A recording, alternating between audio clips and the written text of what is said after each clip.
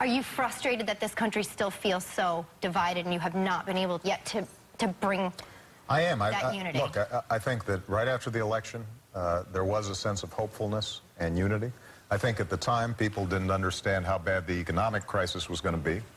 And as a consequence, I think that, the politics of the economic recovery, the steps we had to take to make sure that the banking system didn't collapse, what we had to do for the auto industry so that didn't collapse, a lot of those became controversial.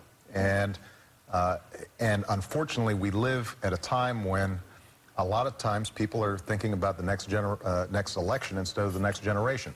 My hope is that I've tried to set a tone in the debate that says, look, we can disagree without being disagreeable. Right. But the fact of the matter is that the media culture right now loves conflict. And if there's a story about cooperation between the two parties, that story doesn't make the news. What makes the news is somebody who says something as outlandish or outrageous as possible. That's what gets focused on. And I think, frankly, the American people would rather hear a civil debate, but that's not what they're getting a lot of times. Mr. President, we have Shirley Sherrod, who was a USDA official, who was fired over this racially charged clip that was taken out of context. It was posted on a blog. When you took office, I think a lot of people thought that we were going to get beyond race, but it seems like every single day it's something racially charged.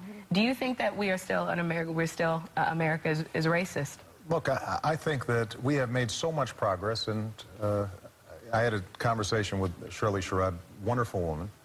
She's the first one to acknowledge how much progress we've made. I mean, think about her history and what she went through, her father being murdered, and her growing up in the Jim Crow South, and now she's on the phone talking to the President of the United States, and she had been on the South Lawn for a celebration of federal employees just a couple of weeks earlier.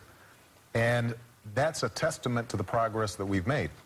What I do think happened in that situation is that a 24/7 media cycle that's always looking for controversy and oftentimes doesn't get to the facts first generated a phony controversy. A lot of people overreacted, including people in my administration. And part of the lesson that I want everybody to draw is, let's not assume the worst of other people, but let's assume the best.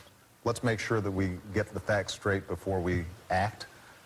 And when it comes to race, let's acknowledge that, of course, there's still tensions out there. There's still inequalities out there. There's still discrimination out there.